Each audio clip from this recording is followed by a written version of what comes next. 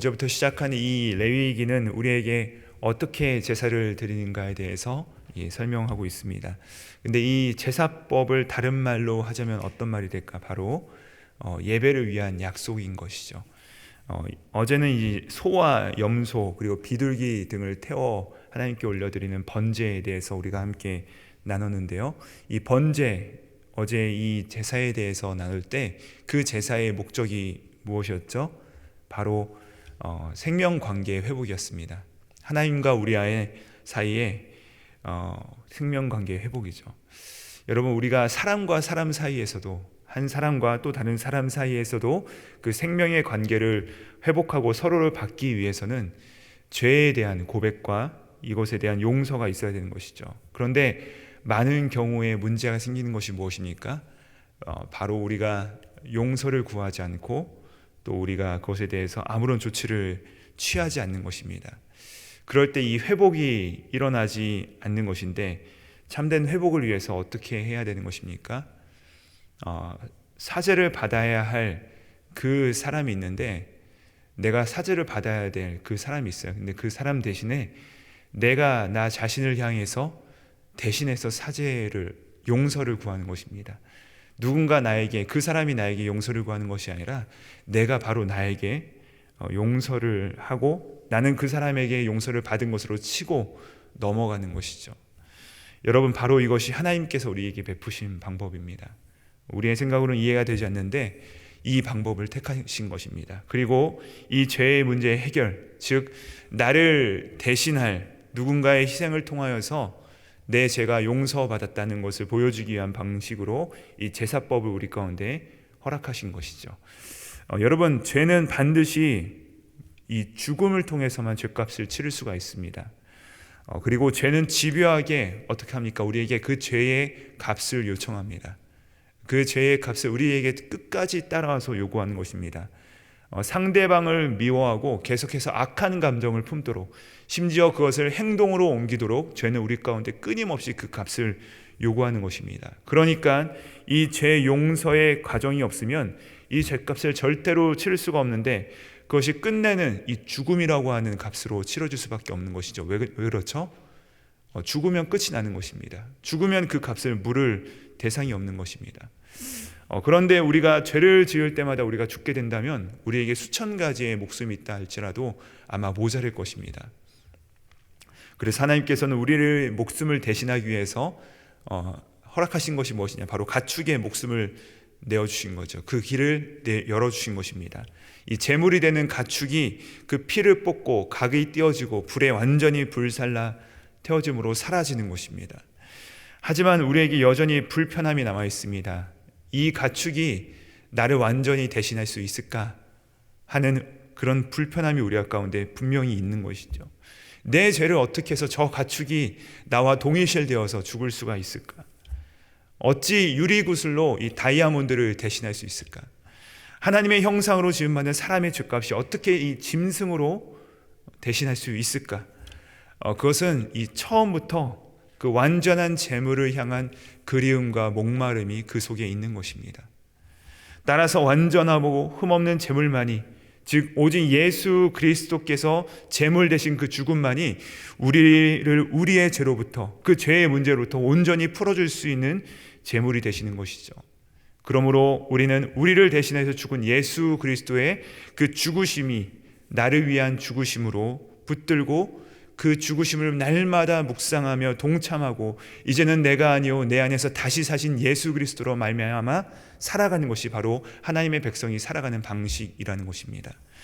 이렇게 하나님과의 관계가 회복되었습니다. 어제의 제사로 우리가 관계가 회복되었어요. 그런데 단순히 회복된 것으로 끝나지 않고 이 회복된 관계를 이제는 우리가 어떻게 해야 됩니까? 지켜가야 되는 것이죠. 근데 이 지켜가는 방법, 매일매일 내 안에서 확인되어지고 누려져야 되는 것인데, 그것이 바로 오늘 이 본문에 나오는 소제인 것입니다. 여러분, 가축으로 나오는 이 번제가 이 하나님과의 관계 회복을 위한 것이라면, 오늘 말씀에 나오는 제사는, 즉 이 곡식으로 드리는, 하나님께 올려드리는 제사는 하나님과의 지속적인 일상 관계 가운데 예배에 대한 약속이라는 것입니다. 이 곡식가루로 드리는 소재는 여러 가지 경우에 드릴 수가 있습니다. 오늘 말씀에도 나오지만 아주 가난한 사람이 소도 드릴 수 없고 염소도 드릴 수 없고 심지어는 비둘기도 어려운 사람이 무엇으로 대신해서 제사를 드릴 수 있냐? 바로 이 곡식가루로 제사를 드릴 수 있었고요. 또 나환자가 완전히 치유를 받고 나서는 이 소재를 드렸습니다. 또 제사장이 임명을 받을 때, 성직자가 임명을 받을 때도 이 소재로 제사를 드립니다. 또 나실인이 서원기한을 마칠 때도 이 소재 제사를 드렸습니다. 이처럼 다양한 경우 가운데 이 소재 제사를 하나님께 올려드렸는데, 근데 이 소재의 가장 밑바탕에 깔린 정신이 무엇이냐? 바로 감사입니다. 감사의 마음, 온전히 감사를 드리는 마음이라는 것이죠. 한 번은 제가 어느 그 집사님 집에 이 신방을 간 적이 있습니다. 그때가 코비드 기간이라 가지고 집 안에는 들어가지 못하고 밖에서 그분 내외와 함께 이제 대화를 나누고 있는데, 갑자기 그 집 아이가 이렇게 문틈으로 살짝 비집고 나오더니 저한테 이제 선물을 주는 거예요. 목사님 왔다고 자기가 좋아하는 음식인 그 맥앤치즈 박스 조그만 거를 3개를 저한테 줬습니다. 이게 자기가 좋아하는 거라고 저한테 주더라고요. 제가 다양한 선물들을 받아볼 경험이 있습니다. 감사하게도 많은 선물들을 받아봤는데, 이 아이가 맥앤치즈 박스를 저한테 준 그 호의, 그 배품은 제가 지금 생각해봐도 그것을 갚을 길이 없더라고요. 이거 3개 줬다고 해서 제가 그럼 제 주머니에서 뒤적뒤적거려서 5불이나 10불 준다고 해서 이게 갚아질까요? 이게 그런 차원의 갚음이 아니죠. 그런 차원의 호의가 아니었습니다. 그 조그만 아이가 저를 그래도 자기 집에 목사님 왔다고 이렇게 무언가 주고 싶은데 자기가 좋아하는 음식을 엄마 허락이나 받았을까요? 그거를 가져와서 저한테 준 거, 그 마음을 갚을 수가 없는 것이죠. 이거 못 갚는 것입니다. 그리고 이게 못 갚을 빚이라고 생각하는 사람만이 감사할 수 있는 것입니다. 여러분, 내가 빚진 것을 갚는 것은, 그래도 내가 할 일을 다 했다고 이 생각하는 사람은 어떡하죠? 절대로 감사할 수 없습니다. 내가 할 만큼 해서 이것을 받았다라고 생각하는 사람은 감사할 수 없어요. 여러분, 감사는 무엇입니까? 갚을 방도가 없는 빚을 진 사람이 그 빚을 갚을 수 없다는 사실을 결코 잃지 않는 사람에게 있을 수 있는 마음이 바로 이 감사라는 것입니다. 그래서 감사는 빚진 자의 마음을 어떻게 하는 것이에요? 잃지 않는 것입니다. 항상 이것을 기억하는 것입니다. 빚진 자의 마음을 잃지 않는 자가 바로 감사할 수 있고, 그것이 바로 우리의 일상이 되게 하는 것이 바로 이 소재 제사라는 것입니다. 하나님께 받은 은혜를 날마다 감사하며 기억해 나가는 것이죠. 그래서 우리의 마음이 항상 그 자세를 지속할 수 있도록 돕는 것이죠.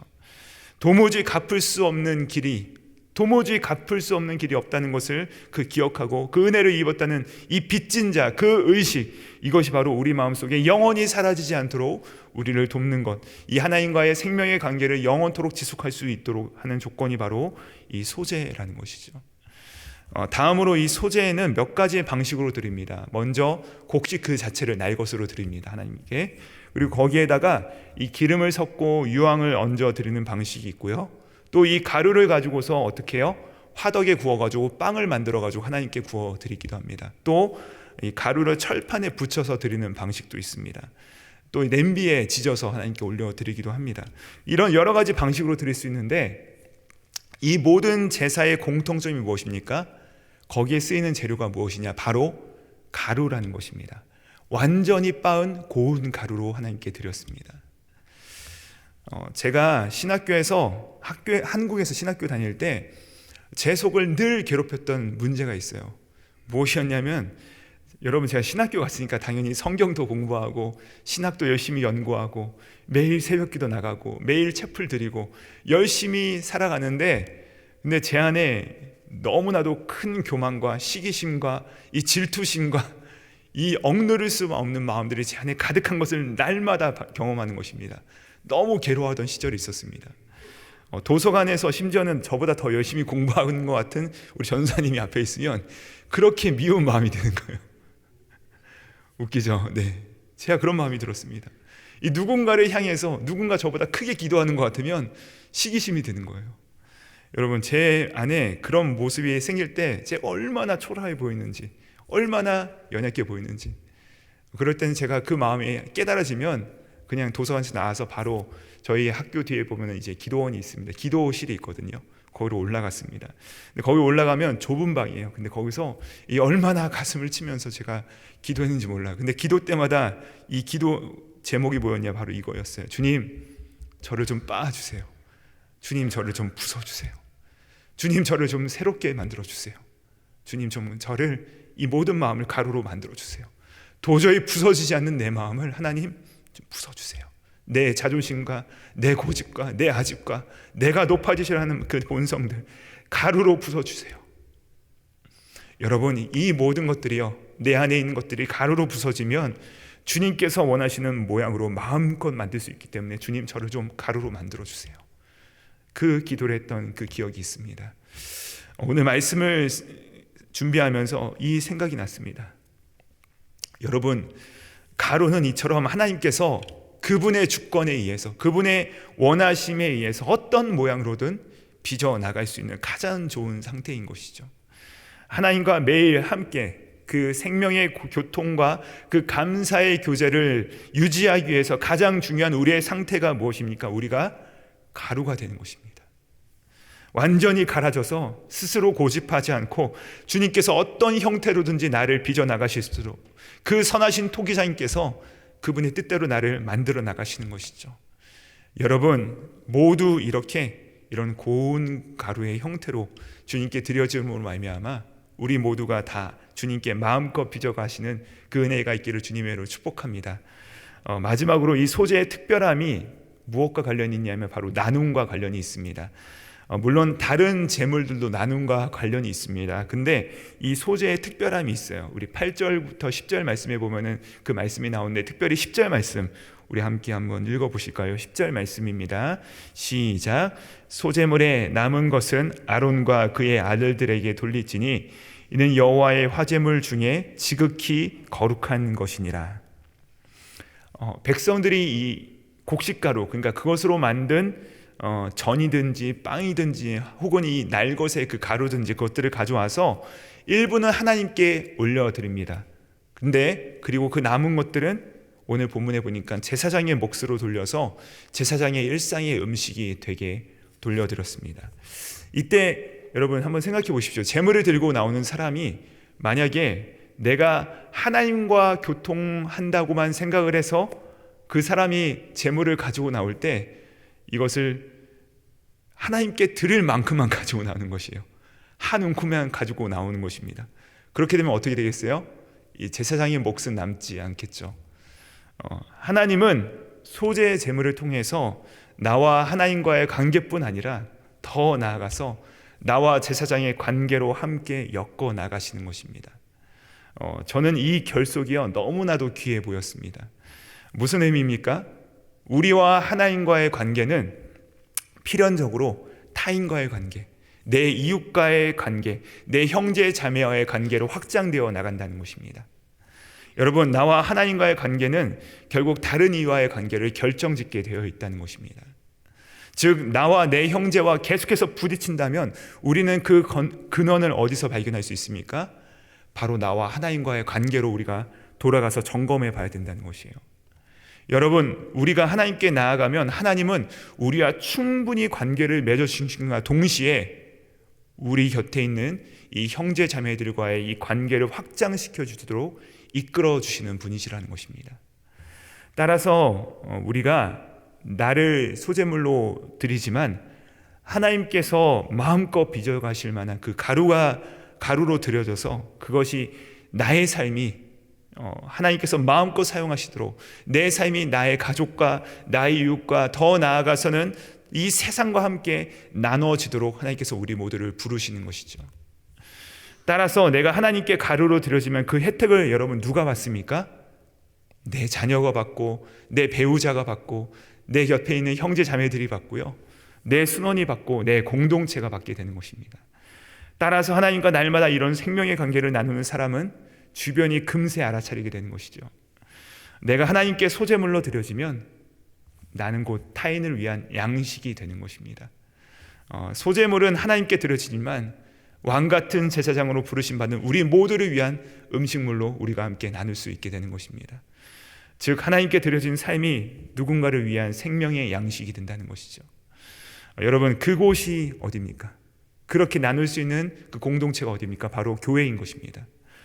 그래서 교회는 우리가 그리스도를 양식으로 먹고 또 그리스도와 한 몸이 되는 것이지만, 동시에 우리 자신들이 그 그리스도를 따라 나 자신을 제물로 드림으로 서로 나누어 주어 서로에게 생명을 주고 받는, 정말로 세상에 볼 때 깜짝 놀랄 만한 공동체가 바로 이 교회라는 것입니다.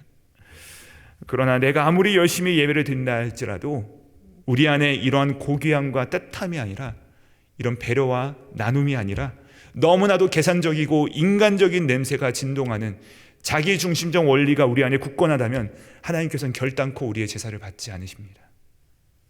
사랑하는 성도님들, 오늘 말씀처럼 우리의 존재가 날마다 하나님 앞에, 날마다 그분 앞에 이 고귀한 소재 제물로 드려지어서 하나님께서 나를 마음껏 정말로 빚어나가시는 영광을 날마다 회복하시고 확인하시는 은혜가 여러분 모두와 함께 하시길 주님으로 축복합니다. 동시에 나를 가루로 바침으로 우리 모두가 서로에게 생명을 나눠주는 생명의 양심으로 빚어지고, 그래서 우리가 날마다 앞으로 세워갈 이 공동체와 순위, 서로가 서로를 받고 서로가 서로를 나누는 그 그리스도 예수 안에서 생명을 나누는 너무나도 향기로운 공동체로 지어지는 은혜가 우리 안에 가득하시기를 우리 주 예수 그리스도의 이름으로 축복합니다. 기도하시겠습니다. 하나님, 소재 제사를 통하여 죄사함을 받은 우리가 이 구원의 감격을 어떤 방식으로 지켜갈 것인가, 일상의 예배를 가르쳐 주시니 감사드립니다. 우리가 이 고운 가루처럼 당신 앞에 날마다 우리의 자아와 아집과 교만이 부서지게 하시고, 그리하여 여호와께서 받으실 만한 향기로운 냄새로 드려지는 오늘 하루 되게 하여 주시옵소서. 하나님과의 관계로 더 나아갈 수 있도록 우리 삶이 다른 이들을 위해 더 풍성한 양식으로 나눠지는 능력이 나타나게 하여 주시옵소서. 자신을 철저하게 부사 이제는 우리를 살리는 생명의 양식 되신 예수 그리스도의 이름으로 기도드립니다. 아멘.